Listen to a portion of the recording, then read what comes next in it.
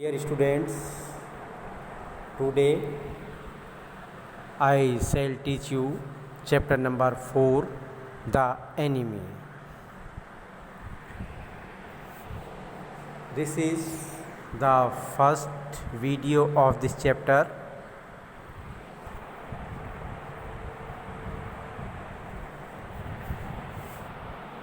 It is the time of the World War. यह विश्व युद्ध का समय था. An American prisoner of war is washed ashore in a dying state. एक अमेरिकन कैदी जो इस विश्व युद्ध में घायल हो गया था, उसको तट पर बहाकर गिरा दिया जाता है.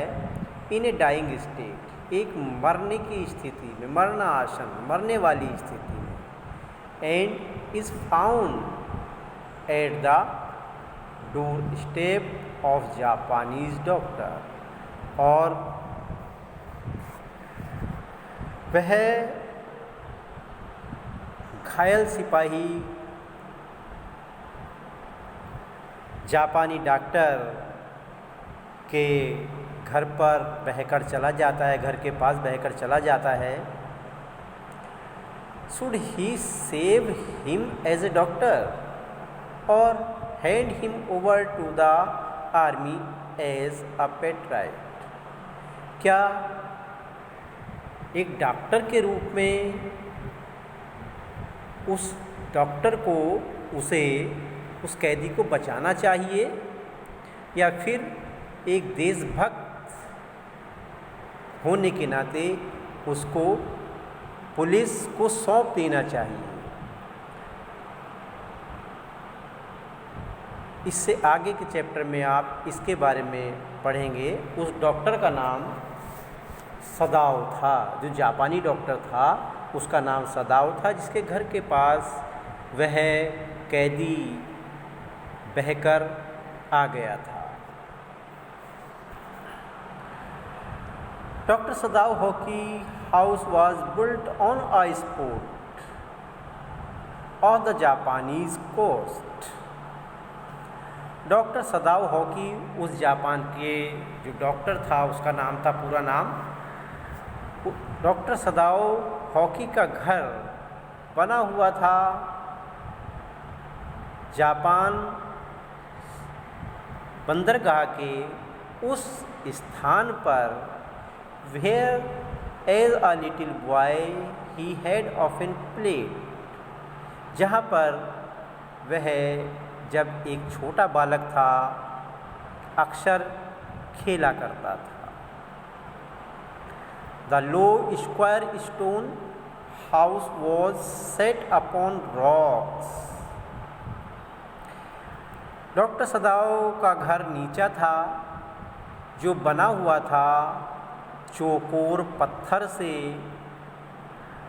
चट्टान के ऊपर, वेल एबव अ नैरो बीच, उस समुद्र तट से काफ़ी ऊंचाई पर. That was outlined with bent pines, और जो घिरा हुआ था झुके हुए देवदार के पेड़ों से. अर्थात उसके घर के जो चारों ओर देवदार के झुके हुए वृक्ष की लाइन थी. एज ए बॉय, जब वह एक छोटा लड़का था, सदाओ हैड क्लेम्ड द पाइन्स. सदाओ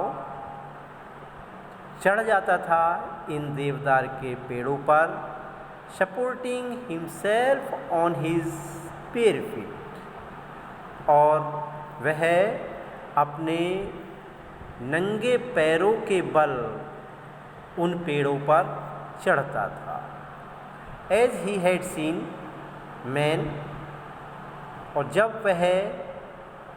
जैसा कि उसने देखा था लोगों को, do in the South Sea, ऐसा करते हुए दक्षिणी सागर में.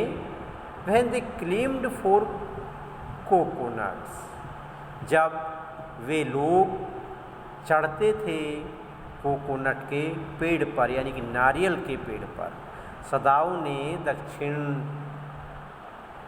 सागर में लोगों को नारियल के पेड़ों पर चढ़ते हुए देखा था।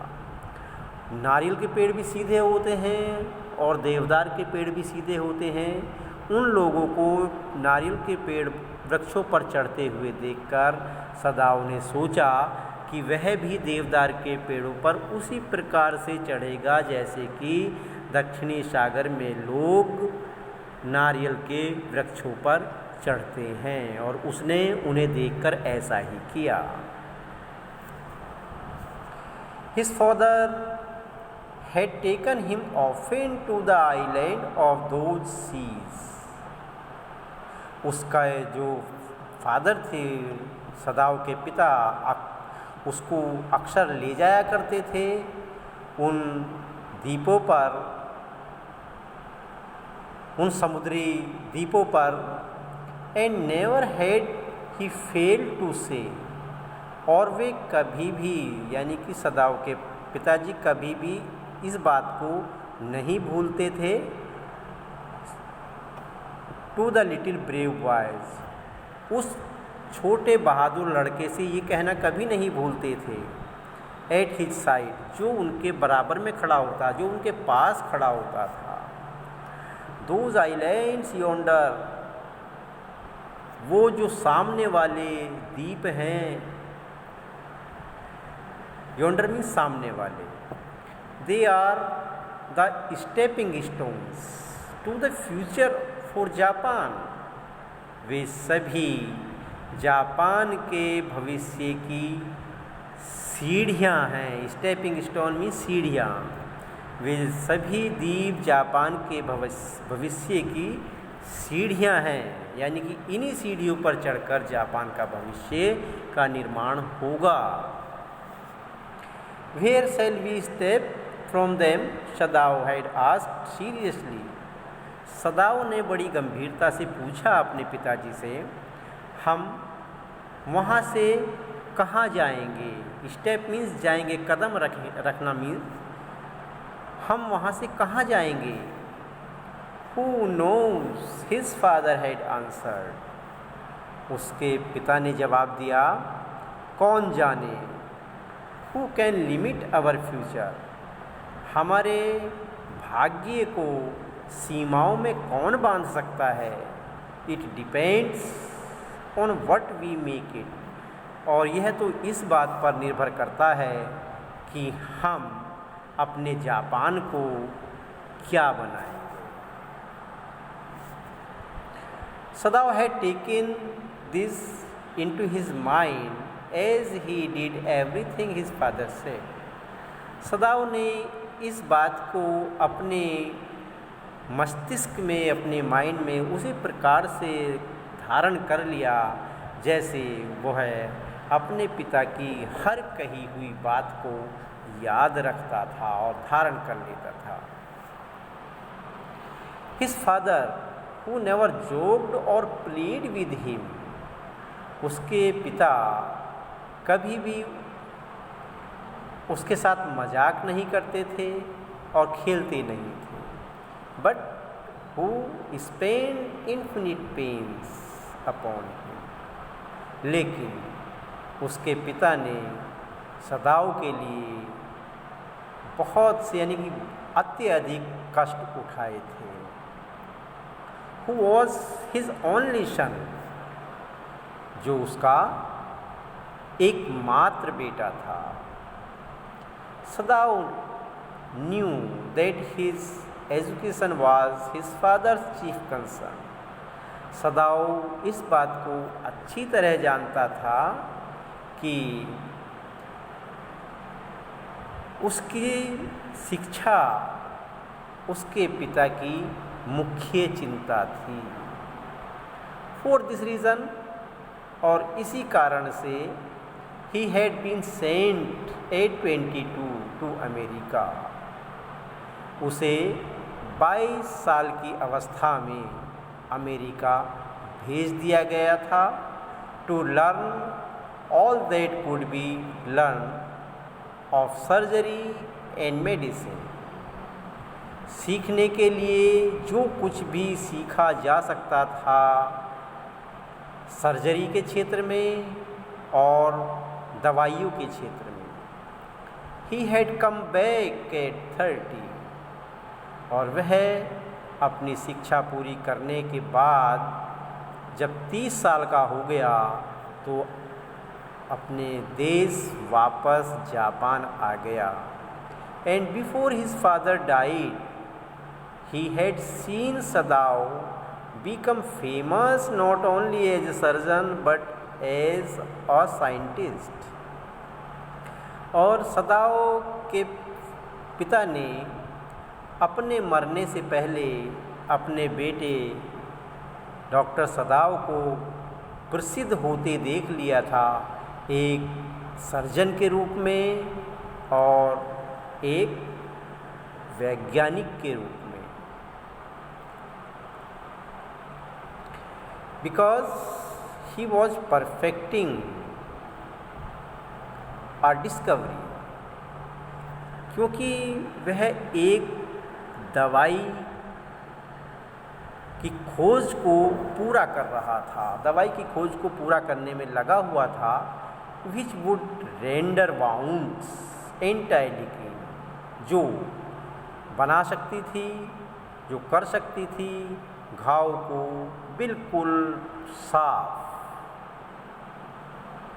He had not been sent abroad with the troops, इसलिए उसको सेना के साथ, सेना की टुकड़ी के साथ विदेश में नहीं भेजा गया था.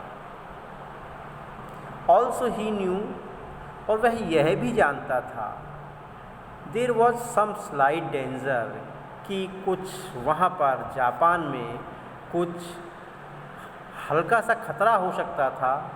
that the old general might need an operation for a condition for which he was now being treated medically, कि जो वृद्ध जनरल था उसको किसी भी समय ऑपरेशन की आवश्यकता पड़ सकती थी.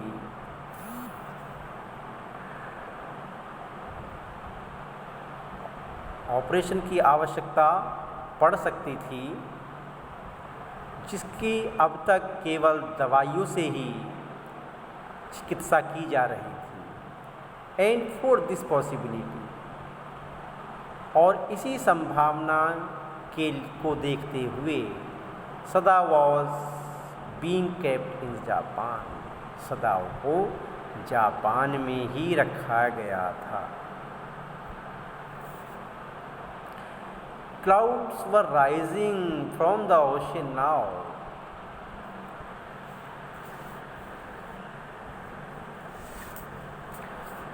समुद्र से बादल ऊपर उठकर आ रहे थे.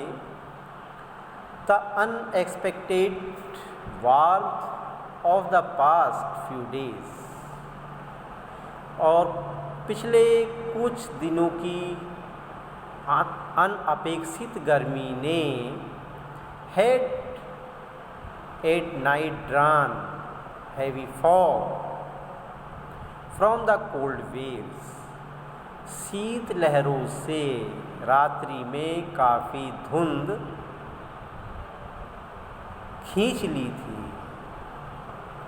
यानी समुद्र के ऊपर से बादल उठ रहे थे और पिछले कुछ दिनों की अनअपेक्षित गर्मी ने रात्रि में शीत लहरों से काफ़ी धुंध एब्जॉर्ब कर ली थी, खींच ली थी. Sadao watched misty white outlines of a little island near the shore, और सदाओ देख रहा था या सदाओ ने देखा धुंध को, उस छोटे से द्वीप को अपने आगोश में भरते हुए या धुंध को उस छोटे से द्वीप पर छा जाते हुए सदाओ ने देखा जो समुद्र तट के पास था. and then come creeping up the beach below the house. और फिर उसने उसको देखा, उस धुंध को धीरे धीरे रेंगते हुए देखा उस समुद्र तट पर अपने घर के नीचे की साइड में. Wreathing around the pines in a few minutes. और कोहरे ने देवदार के वृक्षों को ढक लिया था. In a few minutes fog would be wrapped about the house too. और सदाओ इस समय यह सोच रहा था कि कुछ ही क्षणों में ये धुंध उसके घर को भी ढक लेगी, उसके घर पर भी छा जाएगी. Then he would go into the room. और तब वह, यानी कि जब धुंध उसके घर पर आ जाएगी, उसके घर के चारों तरफ आ जाएगी, उसके घर को ढक लेगी, उस समय सदाओ अपने घर के अंदर चला जाएगा. फिर हाना, जहाँ पर हाना हिज वाइफ, उसकी पत्नी, would be waiting for him with the 2 children. उसके लिए प्रतीक्षा कर रही होगी अपने 2 बच्चों के साथ. But at this moment the door open. लेकिन उसी क्षण दरवाज़ा खुला. And she looked out. और हाना ने घर के बाहर झांक कर देखा. A dark blue woolen haori over her kimono. जिसने अपनी किमोनो के ऊपर एक गहरे नीले रंग की ऊनी हौरी पहन रखी थी. किमोनो एक वस्त्र होता है जापान में, और हौरी भी एक वस्त्र होता है जो ऊपर से ढकने के लिए पहना जाता है. She came to him affectionately and put her arm. वह बड़े प्रेम से उसके पास आई. and put her arm through his. और उसने उसे अपनी बाहों में भर लिया. as he stood. जहाँ वह खड़ा था, या जैसे ही वह खड़ा था, जब वह खड़ा था. स्माइल, वह मुस्कुराई. एंड सेड नथिंग, लेकिन बोली कुछ नहीं. He had met Hana in America. अब जो ही सदाओ के लिए यूज किया गया है, सदाओ हाना से अमेरिका में मिला था. But he had waited to fall in love with her until he was sure she was Japanese. लेकिन उसने उसे प्रेम करना जब तक प्रारंभ नहीं किया, जब तक कि उसे ये पता ना चल गया हो कि वह जापानी थी. His father would never have received her unless she had been pure in her race. उसके पिता ने, यानी कि सदाओ के पिता ने उसको कभी भी स्वीकार नहीं किया होता अगर वह उसकी शुद्ध जाति की ना होती तो. शुद्ध जाति का मतलब जापानी ना होती तो. अगर वह जापानी नहीं होती तो उसका पिता सदाओ को उस हाना से शादी करने की परमिशन नहीं देता. कहने का सेंस ये है. ही वंडर्ड ऑफन.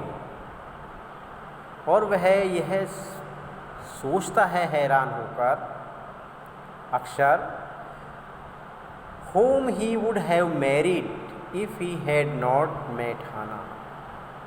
अगर वह हाना से अमेरिका में ना मिला होता तो वह किसके साथ शादी करता। And by what luck he had found her in the most casual way. और सौभाग्य की बात तो ये थी, वह बहुत ही सामान्य तरीके से उससे वहाँ मिला था, बाई चांस, सौभाग्य से, शब्दशः, at an American professor's house, एक अमेरिकन प्रोफेसर के घर पर। The professor and his wife had been kind people. Professor और उसकी पत्नी दोनों ही बड़े दयालु लोग थे। एनेक्सियस, और वह हमेशा इच्छुक रहते थे to do something for their few foreign students, अपने विदेशी विद्यार्थियों के लिए कुछ करने में। एंड द स्टूडेंट्स, और विद्यार्थी तो बोर्ड, यद्यपि वहाँ बोर होते थे, हैड एक्सेप्टेड दिस काइंडनेस, लेकिन उन्होंने उनकी दयालुता को स्वीकार कर लिया था, अर्थात वहाँ रहना उन्होंने उचित समझ लिया था और पसंद कर लिया था। Sadao had often told Hana, Sadao अक्सर हाना को बताया करता था, how nearly he had not gone to professor Harley's house that night, कि उस रात्रि, जिस रात्रि वह वहाँ हाना से मिला था, उस रात्रि उसने प्रोफेसर हार्ले के घर जाने का विचार लगभग त्याग ही दिया था। क्यों तो यह त्याग दिया था? ये सोचकर, the rooms were so small, कि वहाँ पर कमरे बहुत छोटे थे। द फूड सो बैड, वहाँ पर जो खाना मिलता था वो बहुत बुरा था। The professor wife so voluble, और प्रोफेसर की पत्नी बहुत अधिक बातूनी थी। वॉल्यूबल, वॉल्यूबल मीन्स बातूनी, talkative. But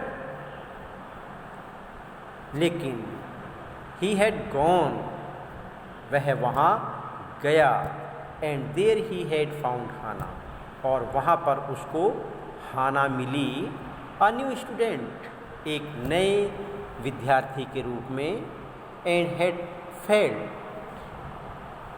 he would love her if it were at all possible, और उसने वहाँ महसूस किया कि वह उसे प्रेम करेगा यदि हर तरह से संभव होगा। तो हर तरह से संभव होने का मतलब यहाँ है कि अगर वह जापानी होगी तो, अगर जापानी होगी तो वह उसे प्रेम करेगा, अन्यथा नहीं, अगर वह जापानी नहीं होगी तो वो उसको प्रेम नहीं करेगा।